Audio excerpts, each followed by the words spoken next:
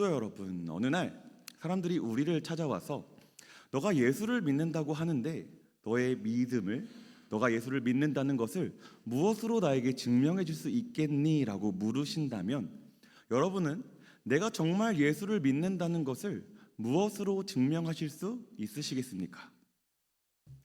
얼마 전 야고보서를 읽으면서 나는 내가 예수를 믿는 것을 무엇으로 증명해야 할까라는 고민에 빠진 적이 있습니다. 이에 대한 답변으로 사도 야고보는 나의 행함으로 나의 믿음을 보이겠다라고 분명히 말씀하고 있죠.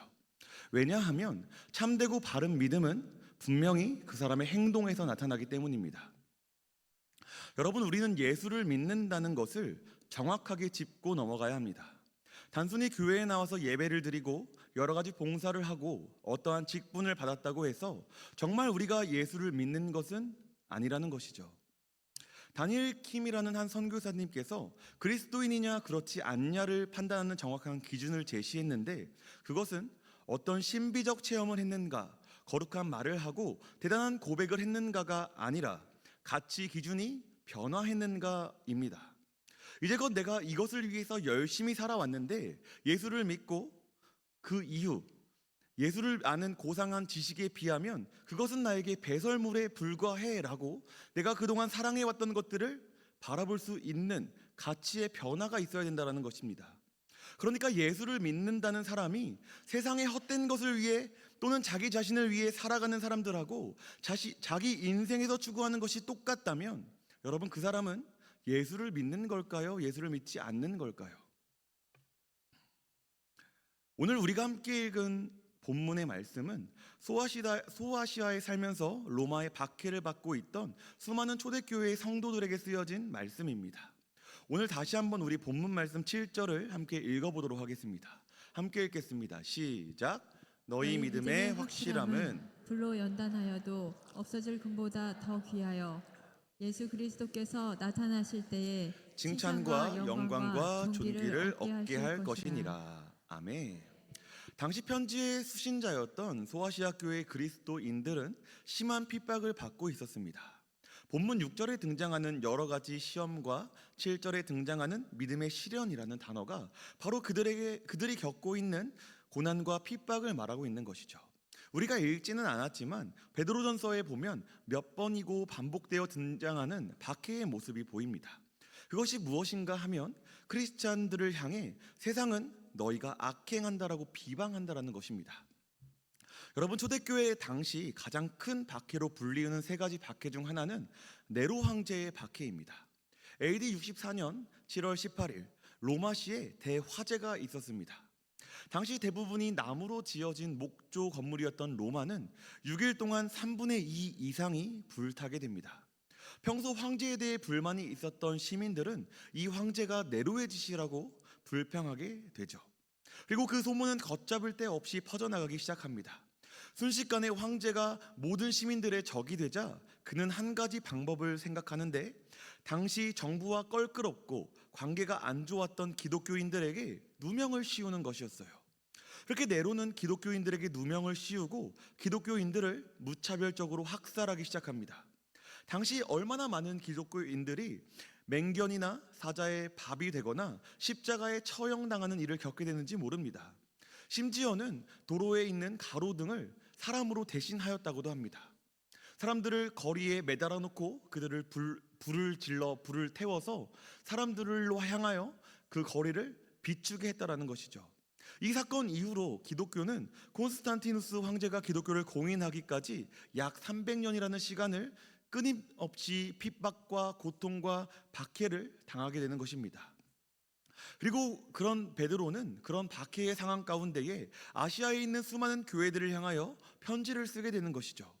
먼저 베드로는 너희가 이토록 시험을 받지만 견뎌낼 수 있는 이유가 있음을 분명히 말하고 있습니다. 여러분, 그것이 무엇일까요? 바로 예수님께서 다시 오실 때 믿음을 지킨 너희는 칭찬과 영광과 존귀를 얻게 될 것이라는 것입니다. 당시 초대교회의 성도들은 수많은 핍박 속에서도 믿음을 지키기 위한 싸움을 견뎌야만 했습니다. 그리고 그것은 결코 쉬운 일은 아니었을 거예요. 함께 신앙생활을 감당했던 사람들이 어느 날 잡혀가 맹수의 장난감이 되고 먹이가 됩니다. 모든 사람들이 지켜보는 가운데에 비명을 지르며 불에 타버리는 것이죠. 십자가에 달려 목숨을 잃는 것입니다. 더 무서운 것은 이것이 결코 남의 이야기가 아니라 어느 날 나에게도 찾아올 수 있는 끔찍한 이야기라는 것입니다. 신앙을 지키는 것이 너무나 힘든 상황이죠. 그런데 그런 이들은 자기의 신앙을 철저히 지키고 있는 것입니다. 베드로는 이들을 향하여 금보다도 귀한 믿음을 가진 너희에게 예수님께서 다시 오실 때 주어질 칭찬과 영광과 존귀가 있을 것이라고 분명히 선언하고 있다는 것입니다. 사랑하는 성도 여러분, 우리 앞에 주어진 시련은 우리를 너무나도 고통스럽고 힘들게 하지만 그것이 주는 유익이 분명히 있습니다. 첫째로 시련은 우리의 신앙이 진짜인지 가짜인지 구별할 수 있는 표지가 되어줍니다. 오늘 본문 말씀에 불로 연단하여도 없어질 금이라는 말이 등장하죠. 여러분, 이게 무슨 말일까요? 우리는 금이라는 보석을 돈만 있으면 쉽게 얻을 수 있습니다. 물론 요즘은 좀 금값이 올라서 가치가 비싸기는 하지만은 돈이 있으면 금을 살 수 있어요. 그러나 금을 실제로 얻기 위해서는 세 가지의 고된 과정이 필요합니다. 첫 번째로는 광산에 가서 금광석을 캐내는 일입니다. 금광석은 금을 함유하고 있는 광석이에요. 수많은 돌들 중에서 금을 함유하고 있는 돌을 찾아내어야 하고 그것을 힘들게 고르고 또 골라 금광석을 캐와야 하는 것입니다. 그러나 광부들이 광산에서 캐온 그 금광석을 바로 사용할 수는 없습니다. 너무 많은 불순물이 들어있기 때문에 그렇습니다. 그래서 성광이라는 두 번째 작업이 필요합니다. 여러분, 성광은 금광석에 포함된 금을 현미경으로 확인하고 분리하는 작업입니다. 금광석을 분쇄하여 가루로 만들고 광물질만 따로 분리하는 과정이죠. 그리고 나면 마지막으로 진짜 금을 얻기 위한 재련이라는 단계가 있습니다.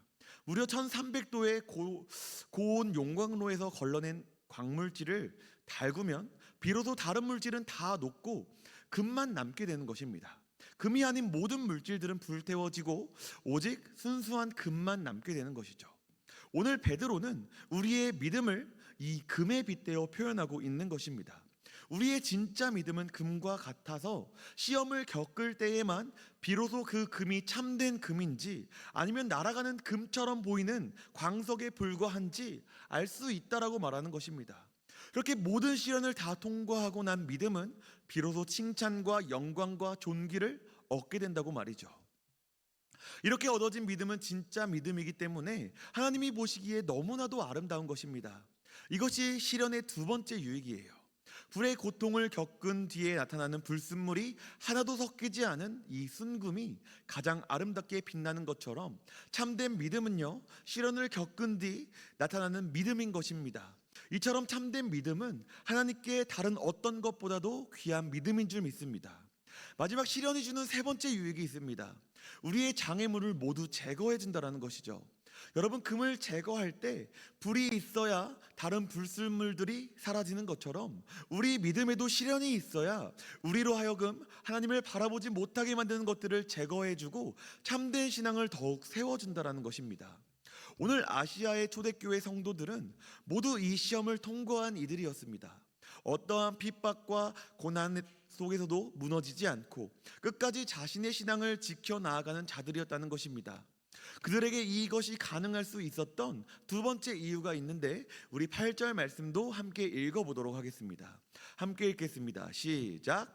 예수를 너희가 보지 못하였으나 사랑하는도다. 이제도 보지 못하나 믿고 말할 수 없는 영광스러운 즐거움으로 기뻐하니. 아멘. 오늘 이들이 신앙을 지켜낼 수 있었던 두 번째 이유는요, 바로 예수님을 사랑했기 때문입니다. 여러분, 세상 사람들은 기독교를 향하여 어떻게 저들은 고난을 당하면서도 기뻐하고 많은 것들을 포기하면서도 즐거워할 수 있을까 궁금해합니다. 어떻게 눈에 보이는 많은 것들을 다 포기할 수 있을까 의문을 가져요. 정말 예수 믿는 사람들은 그렇습니다. 세상에서 손해보면서 욕도 다 먹어가면서 그런데도 뭐가 그렇게 좋다고 하나님을 찬양하며 살아갑니다. 대체 왜 그럴까요? 정말 이해가 사실 되지 않죠. 그런데요, 여러분, 사실 정답은 너무나도 간단한 데 있습니다. 그것은 우리가 주님을 사랑하기 때문입니다. 사랑은 모든 것을 포기하게 만듭니다. 내가 갖고 싶고 하고 싶고 누리고 싶은 그 모든 것들을 다 포기하게 만드는 거예요. 강제로, 억지로 너 갖지 마, 너 하지 마, 너 누리지 마라고 말해서 그러는 것이 아니라 그냥 스스로 다 내려놓게 되는 것입니다. 그것이 내가 주님 앞에 나아가는 것에 걸림이 된다면 다 내려놓는 것이죠. 내가 사랑하는 주님이 싫어한다면 주님 저 안 할래요 라고 결단하는 것입니다. 나에게 가장 중요한 것은 오직 주님이기 때문에 다른 거 다 필요 없고 오직 주님만 바라보겠습니다. 오직 주님만 위하며 살아가겠습니다 라고 말하는 것입니다. 오늘 초대교회의 성도들은 비록 예수님을 직접 보지는 못하였으나 예수님을 사랑한 자들이었습니다. 여러분, 그것을 어떻게 알 수 있습니까? 닥쳐온 모든 고난을 피하지 않고 그 가운데에 선한 영향력을 행사하고 있기 때문입니다. 그것이 주님께서 기뻐하시는 일임을 알았기 때문입니다. 그리고 그렇게 하는 것이 주님께 나의 사랑을 고백하는 것임을 알았기 때문입니다. 예수님을 보지 못했지만 지금도 우리는 예수님을 보지 못하지만 영적인 눈으로 예수 그리스도를 바라보고 또 그를 사랑하게 된 초대교회의 성도들은 기쁨으로 또 즐거움으로 외적인 모든 고난을 감당할 수 있었다는 것입니다. 사랑하는 성도 여러분, 그렇다면 우리는 오늘 우리의 모습을 돌아보아야 합니다. 나는 무엇으로 예수를 믿는다는 것을 증명할 수 있겠습니까? 생각해 보아야 하는 것입니다. 여러분, 정말 예수님 믿으십니까? 예수님을 믿는다는 것은 예수를 사랑해서 그 길을 따라가겠다는 것입니다. 오카는 목사님께서 설교 중에 이런 말씀을 하시더라고요. 예수님을 믿는 것은 누구나 할 수 있습니다. 예수님을 믿는 것은 너무나도 쉽습니다. 아무것도 요구하지 않기 때문입니다. 누구든지 예수님이 하나님의 아들이시요 나의 구원자라고 믿고 고백하면 되는 거예요. 그런데 예수 믿고 난 길은 좁은 문이래요. 좁은 길이래요. 예수님이 기뻐하시는 삶을 살아야 하기 때문인 것입니다.